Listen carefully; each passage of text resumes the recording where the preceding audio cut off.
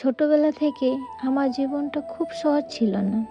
অভাব ছিল আমাদের নিত্য সঙ্গী। অনেক সময় ঠিক মতন খাবারও জুটতো না। নতুন জামা কাপড় তো ছিল স্বপ্নের মতন।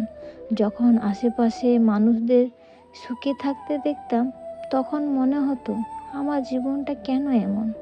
শৈশব মানে যেখানে হাসি, খেলা আর নির্ভর সময় কাটানো, সেখানে আমাকে ছোট বয়সে বুঝতে হয়েছে দায়িত্ব কী। পরিবারের কষ্ট চোখে সামনে দেখেছি, বাবা মায়ের পরিশ্রম, তাদের নিঃশব্দ চোখের জল, সব কিছু আমার হৃদয়ে গভীর দাগ কেটে গেছে। অনেক সময় ইচ্ছে থাকলেও পড়াশুনো বা নিজের ছোট ছোট স্বপ্নগুলো পূরণ করতে পারিনি। মন খারাপ হতো, একা একা কাঁদতাম, কিন্তু কখনো হাল ছাড়িনি।